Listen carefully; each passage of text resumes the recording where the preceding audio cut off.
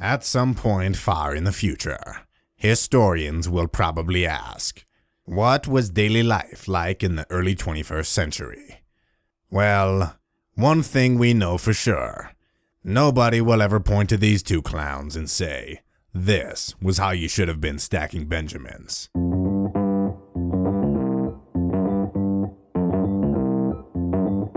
Live from Joe's mom's basement, it's the Stacking Benjamin Show.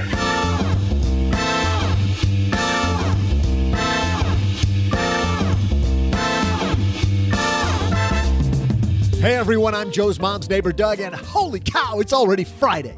Where's the week gone? I mean, after Wednesday's show, I took a power nap and now we're here.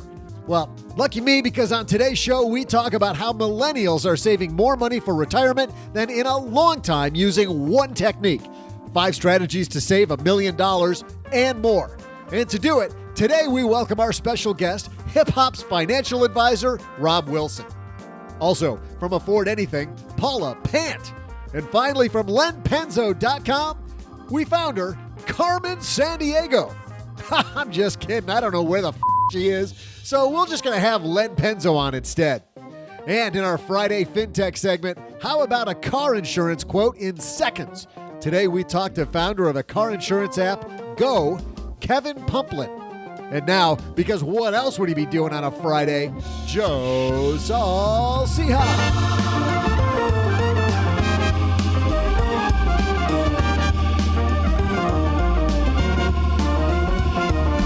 Yeah, it's guys like Doug who make me sound like a real shooter, doesn't he? Hey, everybody, I am Joe Saul-Sehy, Average Joe Money on Twitter. And what a great way to start your Friday, because, man, do we have some fun for you. Can't wait to get to it. But first, got to tell you, you shouldn't wait to get to stackingbenjamins.com/magnify money. That might be my best transition yet. Because, you know, when you go to Magnify Money, what you're going to find is that savings account, that checking account that you use, not as good as it should be. Magnify Money is a place where over 92% of the products available are being compared, whether it is checking accounts, savings accounts, or 0% credit cards, rollover credit cards, low interest rate credit cards. If you've got a debt issue, number one, you got to clean up the behavior. But number two, let's get the man off your back and get lower interest rates. And the best place to do that is at Magnify Money, and use our link, stackingbenjamins.com/magnify money, to tell them that we sent you. And if you've got kids, listen to this.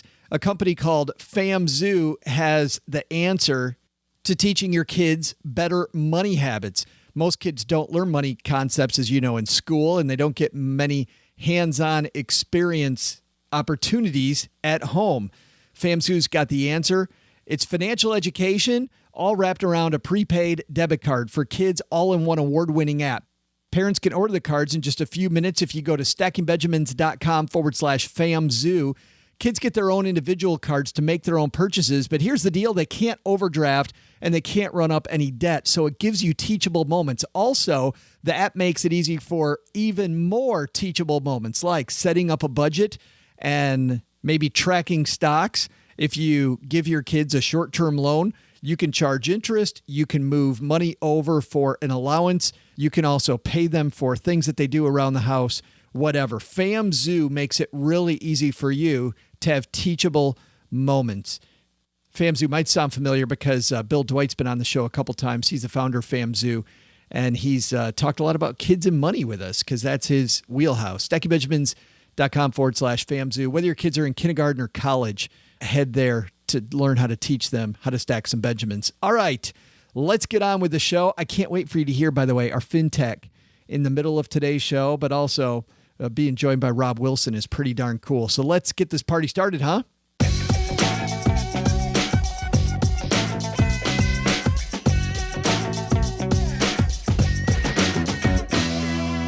All right, let's walk across the basement here and dust off my dad's shortwave and see if we can get the greatest minds in financial writing, podcast, and videos on the line. And why don't we start in Los Angeles, California, where Len Penzo from the wackily titled lenpenzo.com joins us.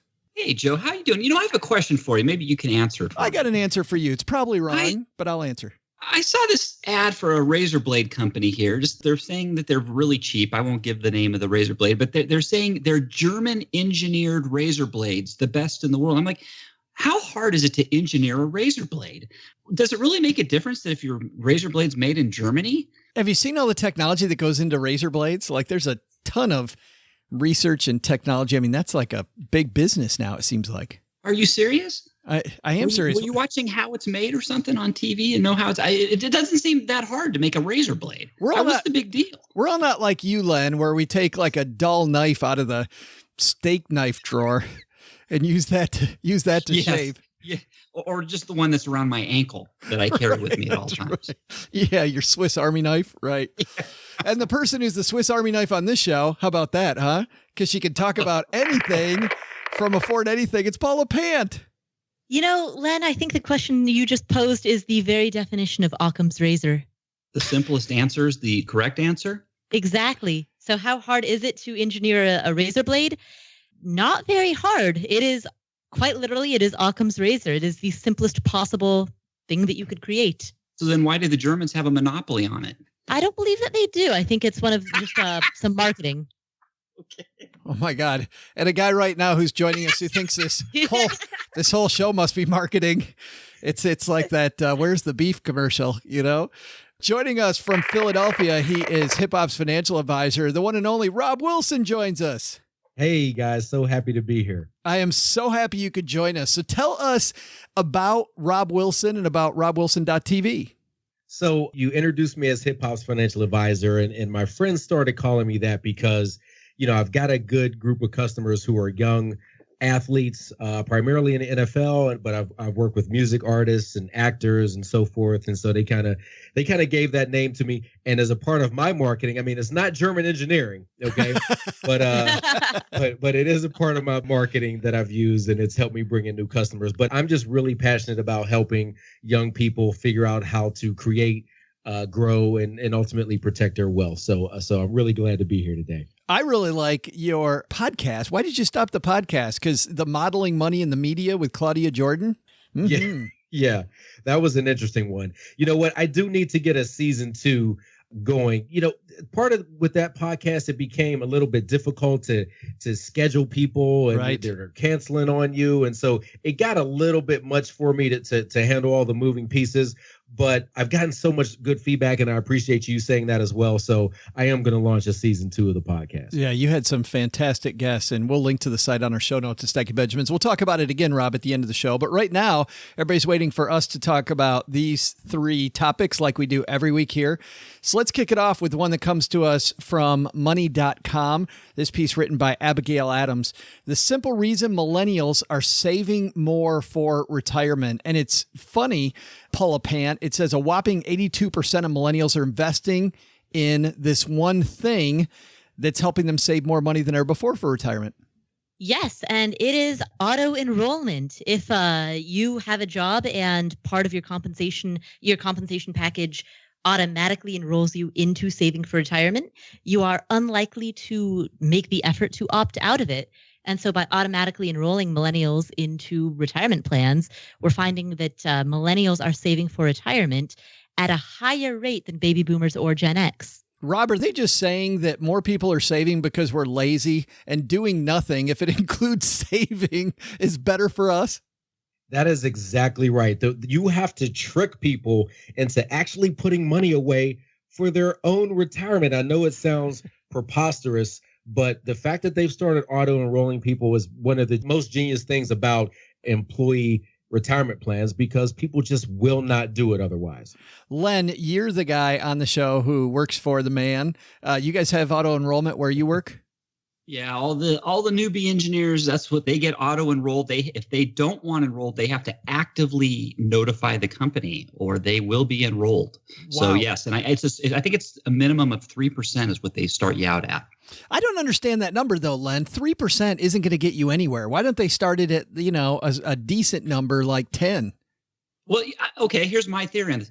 There is a company match, and maybe the company doesn't want our company match, for example. We have a pretty nice one. It goes up for the first 8%, they'll match 75%. So by going in at 3%, they only end up matching, the company puts in less than they would have to otherwise. But you're right, 3% is not enough to successfully retire at the end of 65 years of age. I would think, Rob, when you're working with your clients, that setting stuff up like auto enrollment so money gets saved automatically, especially for some of these busy athletes that you work with, has got to be a big key to saving. It's totally a big key because, again, people get busy in their lives and their money and finances, although we all love it and we're in the weeds every day, most people just don't want to think about it. No matter if they have a little bit of money or they have a lot of money, people just don't want to deal with it. So the more that you can make things automatic so that you don't have to think about it, it's just going to happen every Friday, every week, every month, whatever it is, the better off you're going to be in the long term. Do you find often when you work with athletes that they are thinking about saving and they're thinking about the fact that this is going to be a short career? Or do you have to kind of sit them down and walk them through that? No, none of them are thinking about saving. Not one. Because look, they're all young athletes. And the thing that makes them great at their sport, meaning they have to be a little bit brash. They've got to be, maybe a little bit overconfident. They've got to think, whatever happened to the next guy, that's not going to happen to me. I'm going to play for 10 or 15 years. So they all have to have that attitude. But that attitude absolutely kills them in every other area of their life, in their relationships, in their business ventures, and definitely in their personal finances. So there is a lot of education that has to go on with these young guys to get them on the right track. But honestly, even with young lawyers, physicians, consultants, there's almost the same amount of education that has to be done because a lot of people just didn't grow up talking about these things at the dinner table. But that's funny, Paula, and I know you're against the nerd. I mean, you're the money nerd, right, Paula? Where you love talking about this stuff. But how do we do what Rob's talking about? How do we actually make people want to go through these, getting more education? Well, a lot of people tend to become interested in money when there's a triggering event. So that triggering event could be having a baby, getting married, buying a house. It could be something unfortunate or negative that happens in their life. But typically, I think unfortunately, that is when people start to pay attention to money. The difficult part, I think, is sustaining that. I totally agree. I totally, completely agree that keeping that going is difficult. When you talk to people, Paula, about saving and about automating their money, besides auto enrollment at work or maybe setting up a workplace plan, what do you think of the other things that are important that should be automated? Oh, automatically pay off all of your bills in full so that you don't accidentally end up having a late payment or having damage to your credit just by virtue of forgetting to pay a bill. I think that's critical, especially in terms of protecting your credit. Automatically save money from every paycheck if you are a W-2 worker or if you get paychecks at regular intervals. Set it up such that some portion of your paycheck automatically gets diverted into a savings account, ideally one that's not at your main bank so that money is out of sight, out of mind. Len, did you automatically tell your kids no when they asked for a bigger allowance? Did you automate that? What allowance, Joe? What allowance? There you go. There it is. Hey, can I real quick, I just wanted to go back to your one question about what might motivate people to get interested in personal finance or their money, and savings. Let me tell you what got me interested, made me more interested in saving long term. When people see an example of how money, when saved and invested properly over time, how fast you can gain wealth, it really gets your attention. What got my attention once, I was in somebody's house and they had on the refrigerator a chart that showed what would happen if you invested starting at age, I forget what it was. I think it was age 3 or 4. Your parents did it for you. From age 3 to age, I believe it was 16 or 17, $1,000 a year. Yeah. And then you never invested another penny for the rest of your life. And you earned, I can't remember what the percentage return was, but I think it was like 7%, 8%. It showed how fast you got to $1 million without investing another dime the rest of your life. And the people were at $1 million, I forget, it was well before 65 years of age. And it just got me, and I was like, that is incredible. And that's what got me going. I was like, hey, this is really cool. I think if more people saw those kind of examples, they would really take notice. We had Gene Natali on recently, and he's in Pittsburgh and works with kids in high school and in colleges. And he said the same thing, Len. He said that people think cracking the whip and giving them fear that you won't get someplace. He said, no, you show them that table of compounding interest and the fact that they're sitting in the perfect spot right now to get that and to be wealthy. And then you show them the Roth IRA. He said that was like the 1-2 punch. Every kid starts asking the right question then. How do I get a job so I can sock some money away now? Yep. I wish I had seen that chart when I was 8 or 9, because I swear I would have started working right then, but I didn't. Does compounding, which begs the question as to why isn't this required reading and information in schools? I cannot for the life of me understand why we don't teach kids this. It's so important. If the teachers would just show that kind of example to every kid really early on, you would see a lot more kids interested, because they don't think, it doesn't seem so impossible when you see it in those terms. Yeah, great point, guys. Let's move on to our second piece, which comes to us from Kiplinger. 5 strategies to save $1 million. This is by Sandra Block. And I think the first thing, Rob, as a financial advisor, you look at this, $1 million ain't what it used to be. This isn't like saving, when I was a kid, saving $1 million was a lot, but that might not do it. It won't. And as a matter of fact, I tend to tell people that I think the minimum that they should be shooting for is $2.5 million. And the reason why I say that is, I'm sure you guys have heard the statistics, the 4% rule. You can take out about 4% of your portfolio and have a good chance of not outliving your money in retirement. Well, 4% of $2.5 million, 100,000, you should be able to live a pretty nice life at that point. Kids are out of the house, mortgage paid for, so on and so forth. I think the thing is that number scares people because they can't seem to wrap their head around, how am I going to get to $2.5 million? But, to Len's point, if you really break it down into what they would need to do on a monthly basis, and if you have enough time, it's not that difficult. So I do think that people should shoot for a slightly higher number, because healthcare costs are going to be higher when you retire. And look, I have no idea what Social Security is going to be like in 30 years. And also with all of these underfunded pension plans in all of these states, you can't actually be sure if you're going to get that money that you're counting on. So I think you got to take things into your own hands and shoot for a slightly higher number. Let's talk about these. I love that we start off this piece with $1 million is nice, but you can't live on it. That just is making people groan. The first thing here, Paula, says live like $1 million is number 1. What does that mean? Under that headline, they're referring to lifestyle creep. So essentially what they're talking about is lifestyle inflation. They make the point that the biggest threat to your retirement is not a market downturn. It's not some type of black swan event. It's not the things that people fear. The biggest threat is your standard of living increasing to the point where you're just not contributing enough. You see that at work all the time, don't you, Len? Somebody gets a job working for your company, young woman or man, then they go buy the nice car. They start buying, maybe they buy a house, and they make sure that they spend every dime of that new, bigger paycheck. Yeah, it's especially if you've lived without for a long time and all of a sudden you're getting this nice paycheck. You have to have discipline. You have to have hopefully you've built some of that self-restraint before you got the job, But that's a learned trait for many people, and if you don't have it, you can blow a lot of that money, and this goes to the compounding. That's lost opportunity when you're blowing some of that money instead of putting it in and giving it a chance to compound over time. It can cost you big in the end. Rob, I should have gone to you because you're looking at some of these people. They get these huge contracts, right? And they see those dollars and they think, what's a really nice sports car or 5 of them? Yeah, really what it comes down to is I have to start asking these guys, why do you want to buy this car, this jewelry, or this house? What is it that you're actually trying to prove? Because there's a lot of things that underlie the reasons why we make the financial decisions that we do. So a lot of times it's not, it's a nice car, it's shiny, it's fast. It's hey, I want to buy this car because my elementary school teacher told me I was never going to be anything. And this is a way that I can show her she was wrong. And that's just not the way to go about it. Number one, your elementary school teacher might not even be around anymore. Number 2, she probably doesn't even really care what kind of car you're driving. And so I think we've got to start to ask ourselves, what's the emotional reason behind it? And you can start to realize that the material things don't mean much at the end of the day. Yeah, and they say the key here is one we talked about with our last piece, which is to automate your savings, make sure that money gets put away, and that'll help you get rid of creep. Second one, Paula, here is to invest in yourself. I really like that one.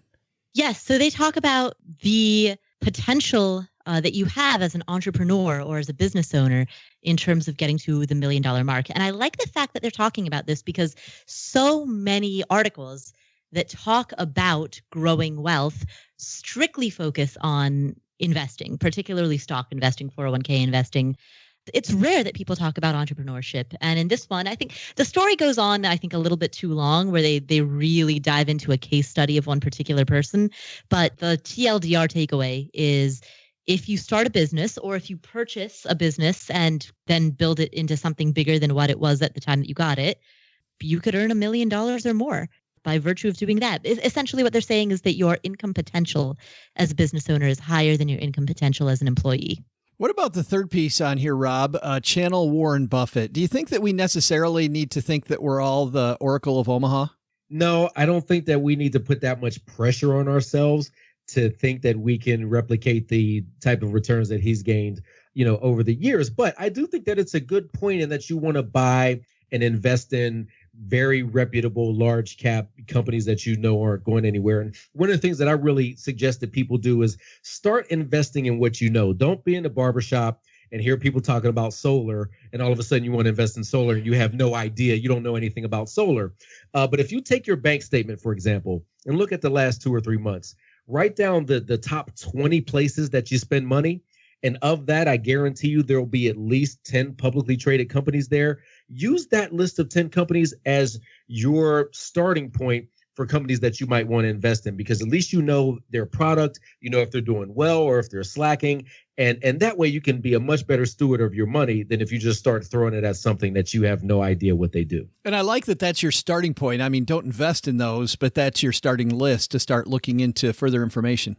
Exactly. Just because you spend money there doesn't mean that it's a good company. Right. Good stuff. So does that mean the gentleman's club that I go to, that you think that'd be a good, that'd be something good to look into? You know what? We'd have to look at the financial statements, I think. Let's really dig in there. And Maybe I'll just take that one off the list, Rob. Okay. I'll take that one off the list. I love Paula. I was going to volunteer to come and do a site visit. Hey, that's a good idea. Yeah, but Rob, you don't know that Len calls In-N-Out Burger the gentleman's club. That's what he's really talking about. I've been duped. I've been totally duped. Here. Right. Len heard In-N-Out and thought it was something totally different. But then he realized the burgers were good, so he kept coming back. That's horrible. I can't believe I said that. Well, there's a silver lining there. There was. He's like, I get some great fries and a nice burger. Okay, not what I thought, but who cares? Len, let's stick with you. Digging into real estate. Yeah, like I'm the real estate expert as I'm looking over at Paula. But yes, hey, that is a great, really, you can't really go wrong in the long term with real estate. Yes, it goes up, it'll go down. But I mean, you can have some income generating properties. It really doesn't matter if the market's going up or down usually. So you should still be able to turn profits on that. I don't have any rental income, but I do have friends at work who have got into the real estate market, and they really appreciate having that extra income. Paula, people get worried, though, about that big perceived down payment that they have, the illiquidity at real estate. How do you talk those people off the ledge and say, listen, the water's warm, jump in? Well, in terms of the illiquidity, again, if you are buying for cash flow and not appreciation, then the property that you own will not be draining any cash from your pocket, and in fact ought to be putting cash in your pocket every month. So the underlying value, I mean, you don't have liquidity in a property, or at least you don't have the ability to, you get quote unquote stuck holding a property if there's a market downturn and the value of the house drops. But if you're buying for the sake of getting a dividend for that property rather than just playing purely an appreciation game, then that wouldn't matter as much. It's definitely true. Houses are not as liquid as cash. Absolutely. And they're not as liquid as stocks even. But in exchange for that, you get a pretty awesome return. So as far as the down payment goes, number one, conventional financing is not the only option. And number two, if there's something that you really want to do, you find a way to do it. Hey there, money nerds. We're going to take just a second from our awesome conversation with Rob Wilson, Len Penzo, and Paula Pant to tell you about an opportunity going on here. And that is, I know you come to Stacking Benjamins not wanting to learn anything, but guess what? If you say, if I can have fun on this show, but then learn stuff later from those same crazy people, we're going to give you the opportunity. If you head to stackingbenjamins.com, you're going to find we have 2 courses there. Number one, learning how to save half of your income. My friend and business partner, Kathleen Selman, saved half of her income. I've had clients that have saved half of their income. How do they do it? You know what's cool? It's not as tough as you think. So if you head to stackingbenjamins.com and scroll down to our courses, you'll see Learn How to Save Half Your Income. And for those of you interested on learning about taxes, Learn How to Legally Cheat on Your Taxes. That's our course where I teach you how the tax code works in very simple, easy to understand language. And you know what?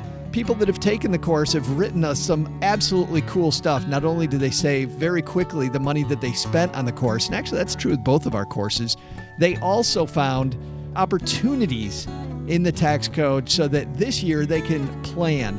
You might be thinking to yourself, you know what, Joe, April 15th is gone. You don't tax plan on April 15th. You tax plan now so that on April 15th, it's easy for you to beat the tax person. So whether you're trying to learn how to save more money or you're trying to learn how to better use the tax code and tax shelters, head to stackingbenjamins.com for those opportunities. All right, let's talk a little bit about why I wanted to have Kevin Pumplin on the show. And that's because I'd never heard of something like this. And when I heard about how easy car insurance can be from Kevin, I thought to myself, why hasn't anybody done this before? So clearly, this is a company, Go, that we should have talked to before now, but I had never heard of it. So let's talk about that. Kevin Pumplin coming down to the basement.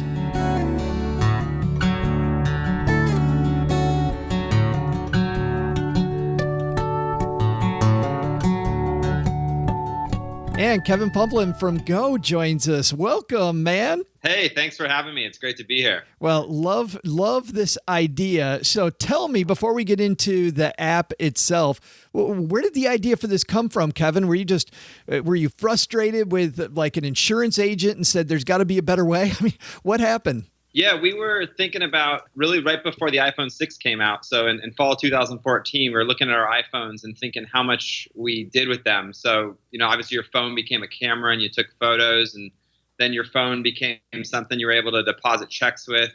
Pretty soon you could get a car by the push of a button. So we thought that insurance should be a lot simpler. So we were pretty excited about what you could do with your iPhone when you used it for insurance. So for example, when you could take the camera and take a photo and all of a sudden get insured, that seemed like a pretty exciting idea to us. Let's dig in then, man. So when you develop this, how does it work? I just take it. What do I take a picture of? Yeah, so Go is a free iPhone app. It lets you get insured in the time it takes to post an Instagram story. So it's incredibly easy. So what you do is you take out your phone, you take a photo of your license, and then from there, Go actually fills out 45 questions for you, which if you wrote it down on paper, it'd be about 5 pages. And then within 30 seconds, shows you a quote, and then you just tap with your thumb and you can buy with Apple Pay, and that's it. Wow, that simple. Yeah, it really is that simple.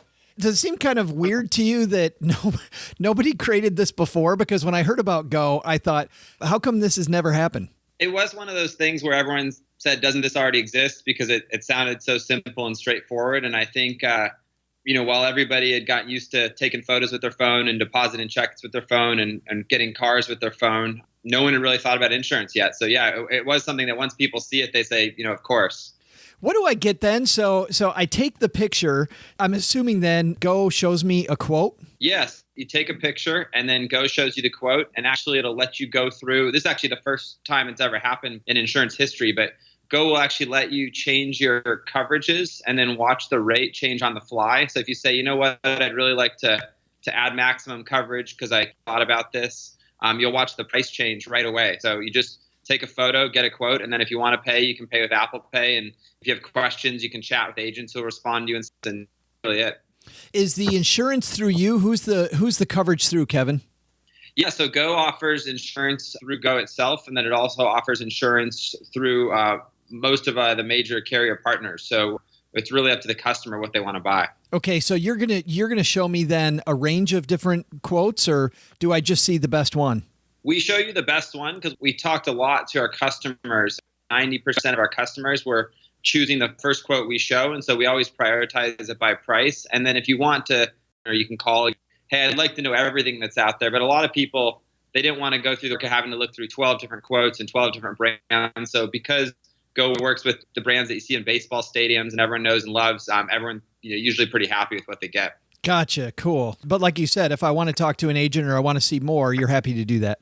Yeah, and one thing we do too, which was also a first that Go did, is we actually show you if the rate is better than your current quote and if it's not. So some people, obviously they've already got a great deal and Go can't get them a better deal, and Go will show you that. So our goal is to make it really easy to use as a tool to either save money or show you've already got the best deal. So Go will actually tell you, hey, you've already got the best deal. And that makes a lot of people happy too, because they feel like, they kind of know what's out there. It's such amazing technology. Do you ever have people question, though, you're taking a picture with your phone of your license and then all of this information pulls up. You have many questions about security? So security and privacy are hugely important to us. 100% of what you do in Go is controlled by you. So only if you choose to give Go the permission to use your camera, for example, to take a photo. So because everything's controlled by you, all of our customers and anyone using Go has always been pretty comfortable. Got it. And then I'm imagining, I guess the way you guys make money is obviously as the insurer, as the agent. Exactly. Yeah. So when the customer saves money, we make money. And, if the customer can't save money and doesn't buy, Go doesn't make any money. And so we also never share information, which I think, if people have been through the process of shopping through insurance and all of a sudden they get stuff in the mail and things they weren't really expecting, that never happens with Go. And I think that's one of the reasons that customers really like it. Everything you've told me so far, Kevin, has been just incredibly innovative. I'm sure you're still pushing the envelope. You guys have more things that you're going to be debuting soon. Anything you can talk about?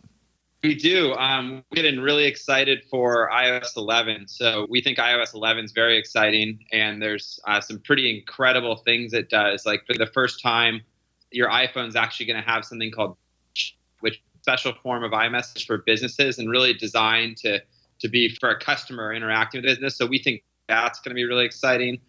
Another thing coming up is Apple's also releasing something called Core, which sounds a little technical, but it'll let you do some really cool stuff with photos that we're excited about. We can't share the exact details on that yet, but we think that'll be pretty exciting. And then also Apple Pay. Apple Pay has been a big part of Go. Go actually sold the world's first insurance policy on Apple Pay that we're all excited about. Now, a lot of people listening to the show using Androids. Any chance that you're going to expand that way? Right now, Go is iPhone only, so we've really been able to focus on the product and a really great experience just on iPhone. So for now, we think that's where we're going to keep focusing. I'll have a link to the app at stackingbenjamins.com. Kevin, thanks a ton for hanging out with us.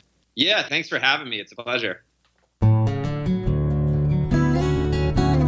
Big thanks to Kevin for coming down. Isn't that awesome? Just in a few seconds, it just seems like something all the big companies could do, and yet room for more fintech, and that's why we love having this segment. All right, let's get back to this fantastic discussion with Rob Wilson from robwilson.tv, Paula Pant, and Len Penzo.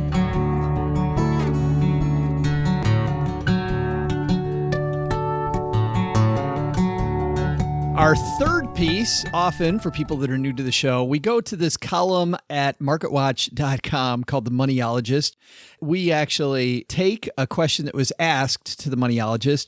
Greg, who isn't here today, Greg McFarland from Control Your Cash says, these are all fake. And part of me thinks maybe so, but we don't really care because they bring up such wild and crazy questions that I like taking these questions and not worry about what the Moneyologist has to say. If you want to know that, we'll link to our show notes at stackingbenjamins.com and you can figure that out. But I want to know what the three of you think. And if you're playing along at the home game, what you may think. So here it is. Here's a question. Dear Moneyologist, my brother has a mild form of autism, which means I'm his financial manager. By the way, I don't know why my brother having a mild form of autism means I'm his financial manager. Exactly. Right. But anyway, we'll let that one go. He trusts me implicitly and relies on me to manage his expenses and savings. As a matter of principle, I do not hold his passwords, and anytime we transact from his account, I go over to his house and walk him through exactly what we're doing. My brother's well loved and provided for by our family, but we're concerned he's a lamb among wolves and susceptible to scams and financial predators. For example, a total stranger once convinced him to pay her $200 water bill. His assets are not substantial, but he's a saver and has very few expenses. We've considered getting guardianship, but we're afraid that if he's ever subject to a lawsuit, we could be on the hook. His autism makes him uncoordinated and unaware. It's not that we would want him to take the fall, just that we would want to limit the damage to our family. What is your advice for protecting him? In addition, how do I create oversight for managing his money? The reality is it would be easy for me or any family member to convince him to give them money or steal it. I don't foresee that happening, but my dad always says that bad systems make good people go bad. We have a third sibling who we both trust. Wow. How about that question? Paula, we're going to go ladies first here. What do you think? Ooh, that is a tough question. It is my favorite of all the Moneyologist questions that we have covered on the Stacking Benjamins Roundtable. Why is that? There have been dozens. This one's my favorite. Why? Because this is actually a really good, legitimate question. This is a tough situation, and I don't know what the answer is. So many of the other questions that we've grappled with are like, dear Moneyologist, should I have sent a wedding gift to somebody who invited me to their wedding or not? Right. Or do you know, and that, you know what, that doesn't actually matter. This does. This matters. And so, I mean, all right, getting guardianship, but we're afraid that if he's subject to a lawsuit, we could be on the hook. That's a question for an attorney. I am not a lawyer. I don't know what the legal implications of guardianship are. I don't know what kind of liability you would be subject to if you had guardianship. Oversight for managing his money. I mean, yeah, same. I think I would first go to people who specialize in working with people in disabilities, because I think that they might have a better answer than people who specialize in finance. This just isn't our forte. Rob, I'm going to go to you last because you're a guy that might have dealt with this before. I want to get Len's opinion first here. Len, what do you think? Yeah, this is hard. You know what? The thing that really confuses me is they want they've considered guardianship, but they're afraid they're going to get, some lawsuit would put them on the hook. I think that's kind of a worry that I wouldn't be too worried about. I mean, what kind of lawsuit are they afraid of, and why do they think that they would be on the hook if they're just managing his money? Maybe a court, if they got, I'm not a lawyer either, but if they took control of his finances, I don't see what the issue is there. I think the solution is, if they're really worried about him, then ask the court for control of his finances and just run with it. I think the fear of being sued by somebody for something is unfounded. All right, Rob, maybe you've dealt with this before? I haven't dealt with this specific situation, but of course, when you're working with people individually and you're dealing with this type of money, that sort of thing can maybe come up at some point. But the piece was a little bit weird. It sounded like she was afraid that she was going to succumb to temptation or something and do something bad with the money. So I didn't really understand that. If she's in control of it, I wouldn't let anybody else mess with it, none of the other family or anybody else. And I would keep meticulous records because, look, I've got to do the same thing. I never wanted to be in a situation where any athlete or anybody else for that matter, but particularly these athletes come and say, oh, I didn't know that this was going on, or I didn't know that I was spending this much money, or so on and so forth.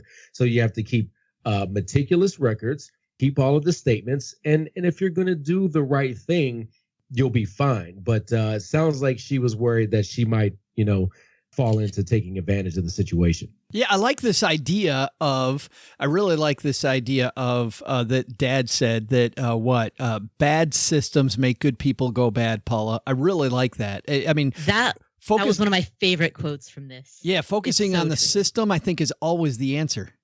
Yes, absolutely. So let's look at this a little differently, Paula, while I'm talking to you, which is, we all have friends that might not have autism, but people talk them into stupid crap, right? Like, I'm thinking of one person in particular that I know that is just a train wreck with their money. And let's say that we're not even related to them, but we worry about them and their money. What type of thing can we do to help a friend who just is just somebody who's going to get played? I mean, in terms of helping a friend who is capable of making their own decisions and who does not have any type of disability that they're working with. I mean, for that person, you could give them advice. You could share your wisdom with them. You could send them books. I mean, that I think is a lot easier to solve. Yeah. Len, how about you? If you've got a friend that is probably going to get taken? Gosh, well, I don't know. I kind of stay out of other people. If I think somebody's, if it's a friend, I'm just going to keep my mouth shut, really. It's not my business to mess, that's just how I feel. Yeah. Rob, will give you the last word on this one. How about that situation? You know what? It's difficult because people have trouble talking about money. And a lot of times they don't even bring up the situation until it's already, gone pretty bad. But I don't think it should be a taboo topic. I think if we learned how to speak more freely about money, then people would readily ask you questions before they get into a tough situation. But I'm all about the tough love. If they did something stupid, tell them they were stupid so that they don't do it again. Yeah, I think that's a great place to leave it. We're going to leave it on "you're stupid." Sorry to be so harsh on my first time on the show. No, that's great. That's where we leave everything. You're stupid. Yeah, we should leave every episode that way. All right, let's find out what's going on where you all live. Paula, tell us about that crazy and amazing Afford Anything podcast. What's happening? At the Afford Anything podcast, we have an awesome lineup of interviews coming up. So we have the author of a book about introverts who will come on the show to talk to us about how introverts can succeed at entrepreneurship and investing and life. So that's one of the many interviews that's coming up. We also have JD Roth on the show to discuss some questions that he has posed, more thoughtful questions about what decisions that you want to make with regard to money and big picture items. And and we've got Scott, the founder of Charity Water, who will be coming on the show. Wow. That'll be a little bit further down the road.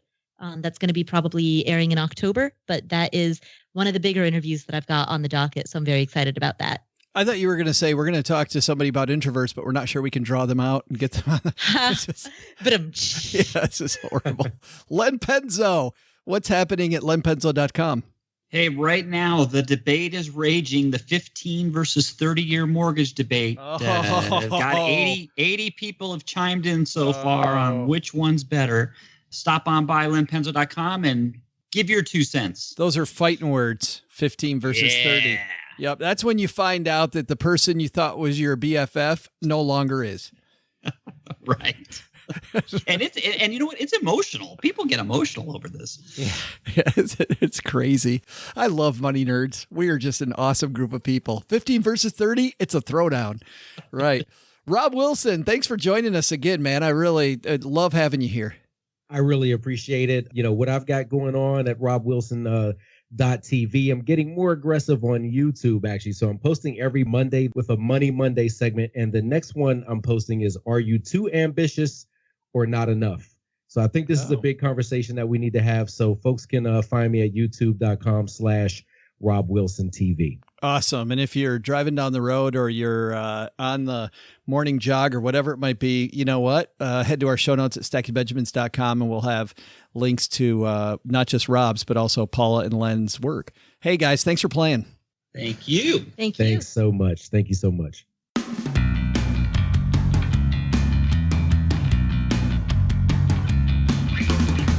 That's going to do it, everybody, for this week. We'll put a bow tie on this thing in just a second. But you know what?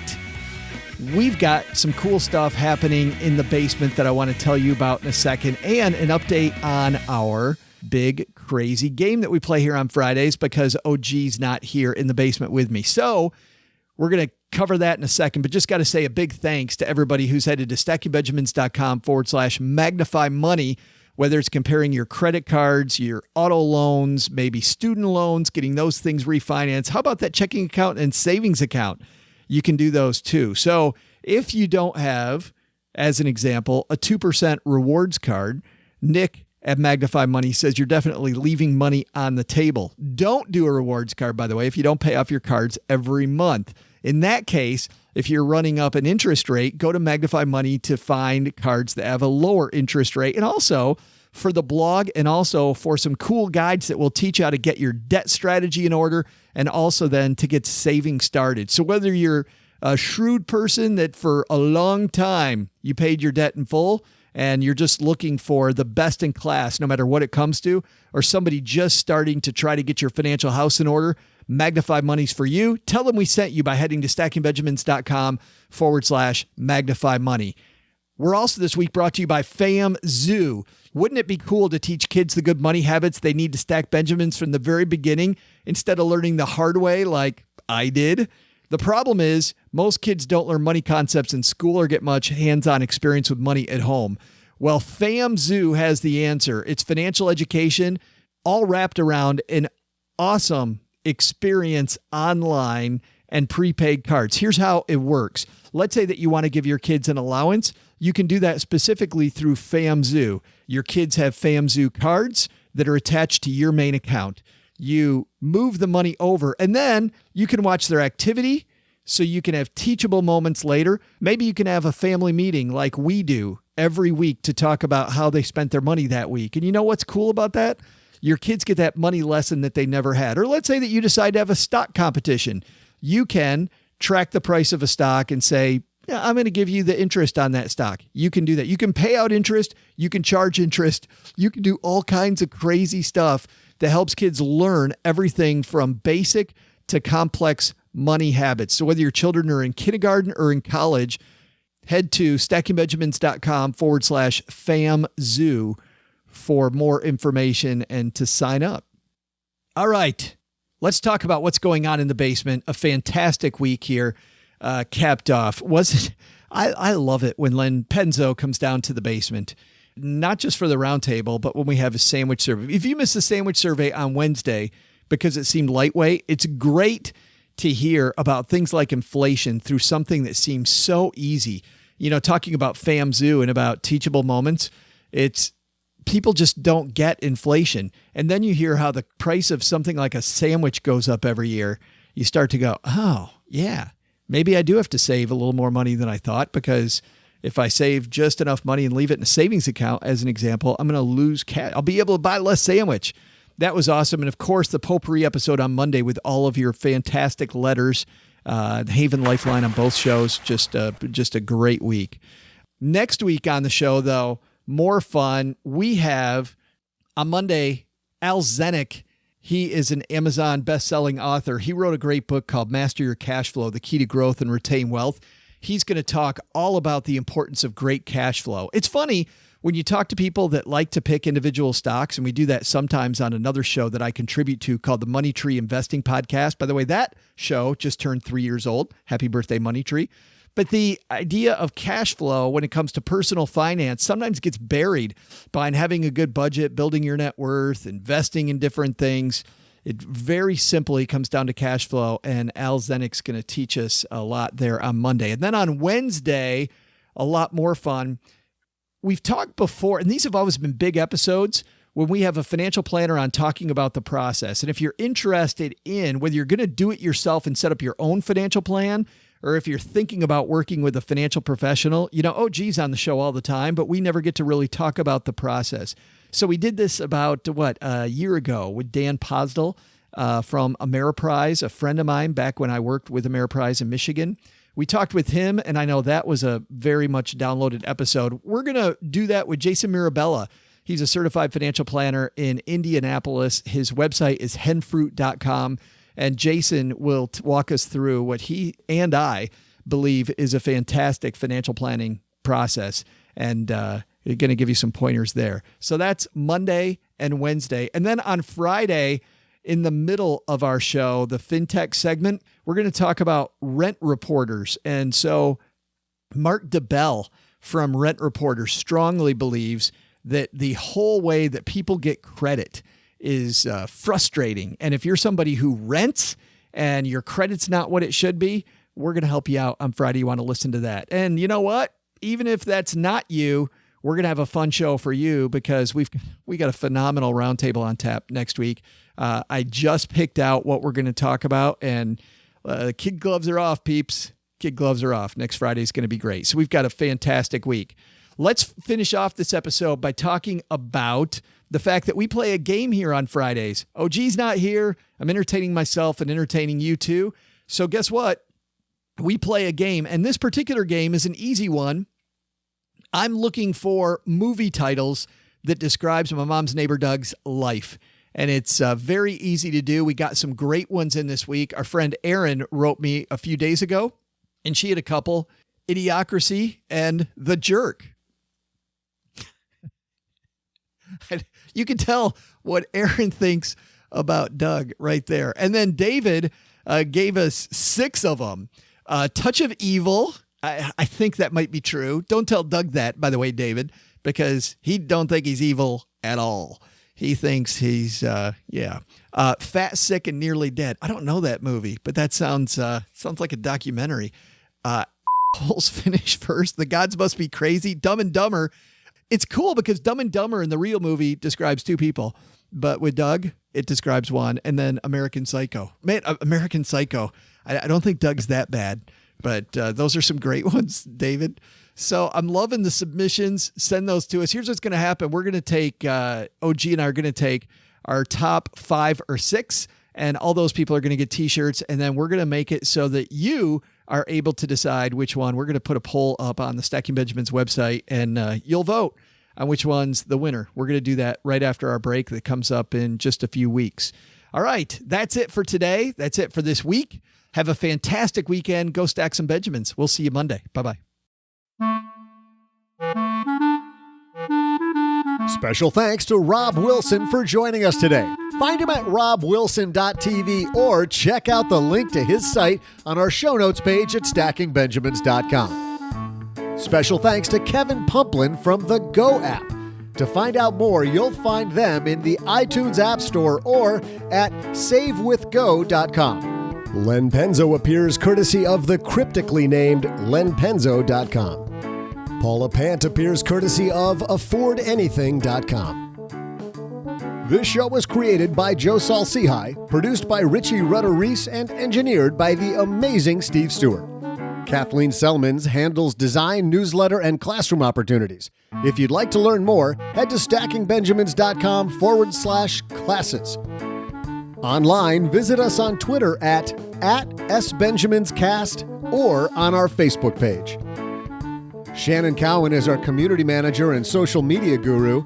I'm Joe's mom's neighbor, Doug, and I'm pretty much the guy in charge of everything around here. Trust me, this well-oiled machine didn't get like this all by itself.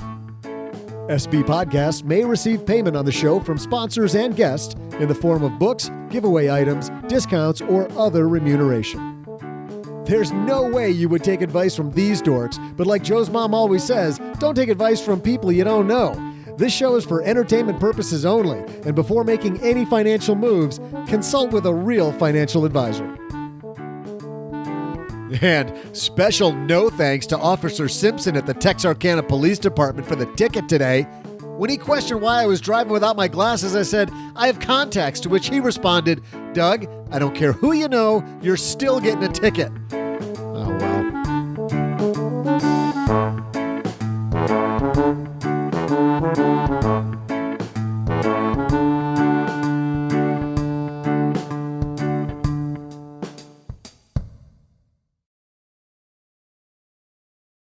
What are you still doing here? The show is over. Go home.